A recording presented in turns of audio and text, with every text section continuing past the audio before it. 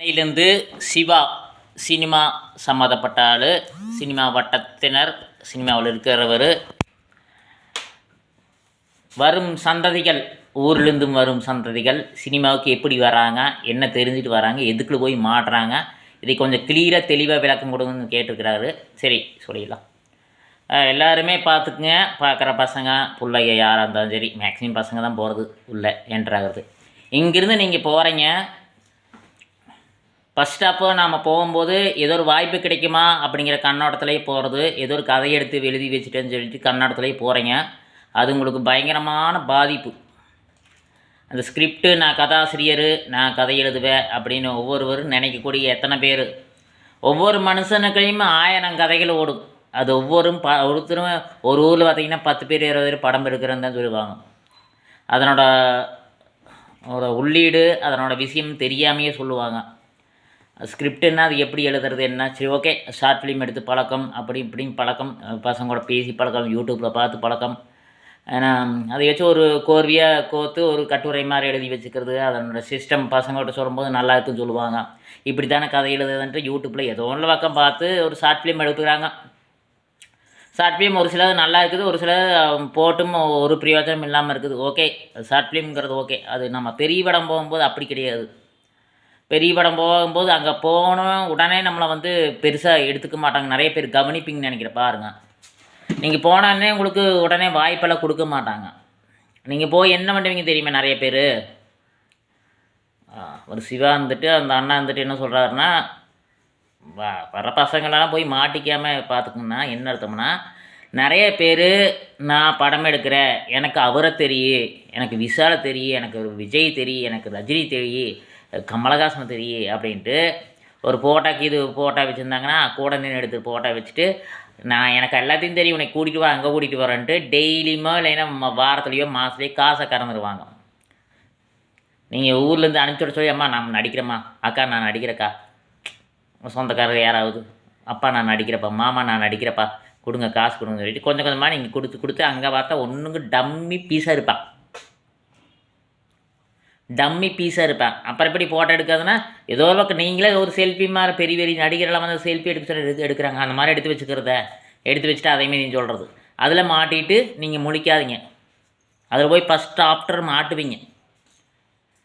ஒரு நம்ம நார்மலாக இருப்போம், கிராமத்தில் போகிறீங்க நார்மலாக இருப்போம், அங்கே சினிமாவுக்கே சுற்றிட்டு இருக்கிறவன் அங்கே ஒரு மாடலாமல் ஒரு வித்தியாசமாக பேசுகிறது, பயங்கரமாக எனக்கு அவங்களுக்கு தெரிவிங்க. இப்படி ஒரு கூட்டம் போட்டிகிட்டு இருக்கிறாங்க. வரைங்க விட்டால் வாங்கி திங்கிற கூட்டம் தனியாக இருக்குது, பார்த்துக்குங்க. டைரக்டர்னு சொல்லுவாங்க, மியூசிக் டைரக்டரும்பாங்க, ஸ்டண்ட்டு டைரக்டரும்பாங்க, ஸ்டண்ட் ஆக்டரும்பாங்க. மொத்தத்தில் இந்த டப்பிங்கு இந்த சம்மந்தமாக இதோடு சொல்லிக்கிட்டு நம்மக்கிட்ட பயங்கரமான ஒரு, அதாவது உண்மை பேசணும் கூட அப்படி பேச மாட்டான், பொய்யே பேசுகிற பயங்கரமாக பேசுவான். எல்லாமே நம்பிடுற மாதிரி ஆயிரும். நீங்கள் வர பசங்களெல்லாம் பார்த்துக்குங்க, போய் மாட்டிக்காதீங்க. ஒரு பக்கம் எப்படி வாய்ப்பு தேடுறது அப்படின்னா, டைரெக்டாக நீங்கள் போய் டைரக்டரை பார்க்க முடியாது. ரெக்கமெண்ட் மூலமாக போனோம்னா அதுவும் கஷ்டம். உங்களோட வாய்ப்புகளை நீங்கள் ஏற்படுத்தி கொள்ள இந்த மாதிரி யூடியூப்பு, இன்ஸ்டாகிராமு இதில் பேசுங்க. அதில் நீங்கள் சொல்லக்கூடிய விஷயங்கள் மற்றவங்களுக்கு பிடிக்கணும், உங்கள் ஃப்ரெண்ட்ஸ் சர்க்கிள்லேயே பிடிக்கணும். என்ன சொல்ல வரீங்க, ஏது சொல்ல வரீங்க, கதையாகட்டும் எதாகட்டும் எல்லாத்தையும் வெளிப்படுத்துங்க. அதுலேருந்து பக்கத்தில் உங்கள் உங்களுக்கு ஃப்ரெண்ட்ஸுகள் விடுங்க. வேறு ஆட்களுக்கு நிறைய கருத்துக்கள் போடுவாங்க, விட்டுருங்க. எப்படி இருந்தாலும் வெளியே தெரிவிங்க. உங்களுக்கு ஒரு டிஎம் மெசேஜ் வரும், நல்லா பண்ணுறீங்க அப்படின்னு சொல்லிட்டு. ஒன்றுங்கிறது 100 மெசேஜ் வரும்பொழுது 100ங்கிறது 1000 மெசேஜ் 10,000 மெசேஜ் கிட்டே வரும். அதுக்கு காலம் பிடிக்கும், 1 வருஷம் 2 வருஷமெல்லாம் பிடிக்கும். அது வரைக்கும் நீங்கள் வெயிட் பண்ணி உங்களோட திறமையை நீங்கள் காட்டிகிட்டே இருங்க. அங்கேருந்து தன்னைத்தானே சென்னையிலேருந்து சினிமாவிலேருந்து வாய்ப்புகள் வரும், இல்லை யூடியூப் சேனல்லேருந்து வாய்ப்புகள் வரும். அப்போ நீங்கள் பயன்படுத்திங்க, அதுதான் பெட்ரு. நீங்கள் நேரடியாக சினிமாவுக்கு சென்னைக்கு வந்தீங்கன்னா ஏகப்பட்ட அடி வாங்கணும். தேவையில்லாமல் நம்மக்கிட்ட ஒரு 50,000 வெட்டியே பண்ணணும் வேஸ்ட்டாக. அங்கே கூட்டிகிட்டு போய் வாய்ப்பு கொடுக்குறேன், இங்கே கூட்டிகிட்டு போய் வாய்ப்பு கொடுக்குறேன் நான் சொல்லுவாங்க. ஏன்னா அங்கே போய்ட்டு நம்மளுக்கு வாய்ப்புகள் கிடைக்காது. அதுக்கு பொறுமை முக்கியம். ஒரு வீட்டு வேலையாகட்டும், ஒரு பெரிய ஆக்டர் கூட்டமாகட்டும், இல்லைன்னா ஏதோ ஒரு பக்கமாகட்டும், ஒரு 5 வருஷம் 6 வருஷம் கூட வேலை செஞ்சால் ஏதோ சின்ன வாய்ப்புகள் கிடைக்கும். எடுத்தோன்னா வாய்ப்பு கிடைக்காது. அப்படி எடுத்தோன்னா வாய்ப்பு கிடைச்சி போகிறவங்க ஒன்றா பணக்காரனாக இருப்பாங்க, இல்லையா அது ஒரு லக்காக போகும். எல்லாத்துக்குமே கிடைக்காது, பார்த்துக்குங்க. எல்லா சின்ன பசங்க எல்லாம் பார்ப்பீங்க. இப்படி இருந்தாலும் ஒரு 18 வயசுலேருந்து 30, 35, 40 வயசு வரைக்குமே சினிமா போகக்கூடிய ஆசைகள் இருக்கக்கூடிய ஒவ்வொருவருக்கும் சொல்கிறேன், வாய்ப்பு ரொம்ப கஷ்டம். இல்லைன்னா யாராச்சும் கிட்ட போய் பொறுமையாக நிதானமாக பேசுகிறது கொண்டு எல்லாமே இருக்கணும். இங்கே வா வாங்கி தரேன், இங்கே வா வாய்ப்பு வாங்கி தரேன், இங்கே வா வாய்ப்பு வாங்கி தரேன், இங்கே வா வாய்ப்பு வாங்கி தரம்பாங்க.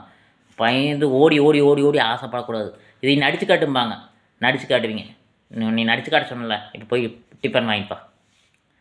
டேய் நான் அங்கே கூட்டிகிட்டு வரேன். டேய் இந்த வாரம் செலவு நீ தான், நான்வெஜ் ஒரு 2000 கொடுத்துரு சரியா? நாளைக்கு கூப்பிட்டு வர படத்துக்கு அங்கே கூப்பிட்டு வர அவரை பார்க்கலாம். அந்த டைரக்டர் நான் பார்க்குறேன், எனக்கு தெரியும், வா நான் கூட்டிகிட்டு போகிறேன்.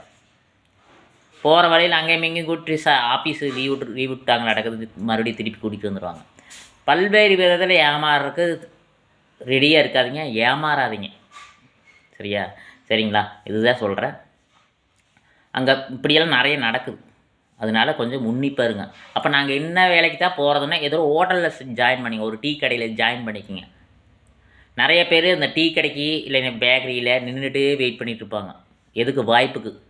டைரக்டர் வரமாட்டாங்க, டைரக்டர் ஒரு அசிஸ்டண்ட்டு இன்னும் பல ஆட்கள் ஒரு படத்தில் முக்கியமான ஆளுங்க கதாபாத்திரத்தை வந்து தேடுவாங்களான்னா சினிமா யூனியன் இருக்குது சரிங்களா? அதில் வந்து சங்கத்தில் வந்து எல்லா ஆக்டருக்குமே கார்டு இருக்குது, உறுப்பினர் கார்டு. அதை வச்சு நடிச்சுக்குவாங்க. ஒரு சிலர் கொஞ்சம் சம்பளம் கம்மியாக கொடுக்கணுன்னா அங்கங்கே வந்து தேடி பார்ப்பாங்க, வித்தியாசமான இருக்கிறானுங்களா, எப்படி இருக்கிறாங்க, நம்ம கேரக்டர் செட் ஆகுமான்னு டைரக்டரோட அசிஸ்டண்ட்டில் நிறைய பேர் வந்து பார்ப்பாங்க. பார்க்கும்பொழுது ஏதோ வாய்ப்புக்கு நின்று இருந்தோம்னா ஒரு டைம் 2 டைம் பேசுவாங்க, கூட்டும் கூட போவாங்க. ஆனால் அதுக்கு பல காலமாகும்.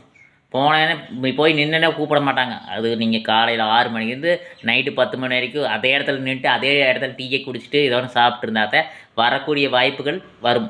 கடை மாற நீங்கள் கடை திறந்து வச்சு எப்போவுமே வெளியே போகக்கூடாது.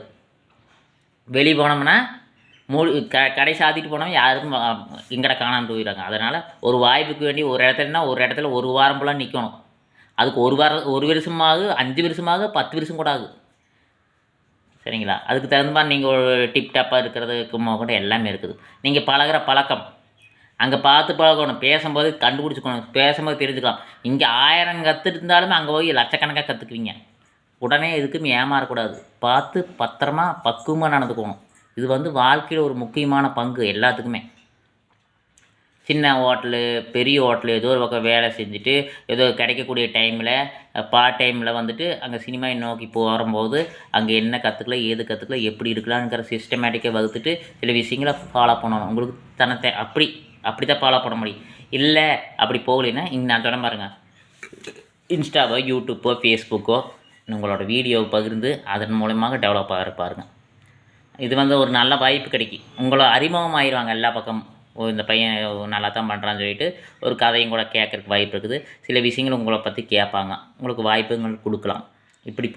அப்படி போனால் ரொம்ப சிரமப்படணும். போய் காசு கொடுத்து மாட்டிக்காதீங்க. காட்டை விற்ற, வீட்டை விற்ற, இன்னும் நிறைய விற்றுட்டேன், கஷ்டப்படுறேன், என் ஃப்ரெண்டு கஷ்டப்படுறேன், எங்கள் அண்ணன் கஷ்டப்படுறேன், எங்கள் மாமா கஷ்டப்படுறேன், எத்தனையோ பேர் காதில் கேட்டிருப்பீங்க, நானும் கேட்டிருக்கேன், நீங்களும் கேட்டிருப்பீங்க. தேவையெல்லாம் போய் மாட்டிக்காதீங்க சரிங்களா? பட்ஜெட் படம் பண்ணுறேன், வா காட்டை விற்று கொடுங்க கூட கூப்பிடலாம். என்னத்தை போய் பண்ண முடியும்? விற்று போய் கொடுப்பீங்க, ஒன்றுக்குமா ஒரு பிரயோஜனமும் இருக்காது. கதை வந்துட்டு இப்படி வா அப்படி வா சூப்பராக இருக்குது அப்படி இப்படின்னு நம்மகிட்ட ஆசையை காட்டி உங்களை ஏமாற்றிடுவாங்க. பார்த்து பத்திரமா இருங்க சரிங்களா? அவர் மோட்டிவ் கொடுக்க சொல்லிக்கிறாரு.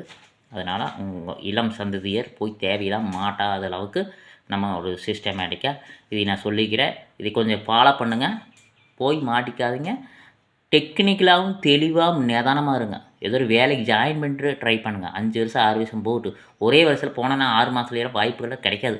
தேவையெல்லாம் போய் மாட்டி முட்டிக்காதீங்க. அப்படி பணம் இருக்கிறவங்க மட்டும்தான் போக முடியும், பணம் இல்லாதவங்க ரொம்ப கஷ்டம் சரிங்களா? பணம்னா அது வேணும், லட்சக்கணக்காக கோடிக்கணக்காக, அப்போ தான் போய் ஒரு படத்தில் என்ட்ரு ஆக முடியும். காசு இல்லாதவங்கலாம் போய் நடிச்சுக்கிறா அப்படின்னா அது வந்து ஒரு லக்கு சரிங்களா? யாராச்சும் மூலமாக போகிறது. வசதியானவங்க ரெக்கமெண்ட் மூலமாக போனால், ரெக்கமெண்ட் இல்லாமல் போனோம்னா நம்ம கையில் இருந்து காசு தான் போகும். நன்றி.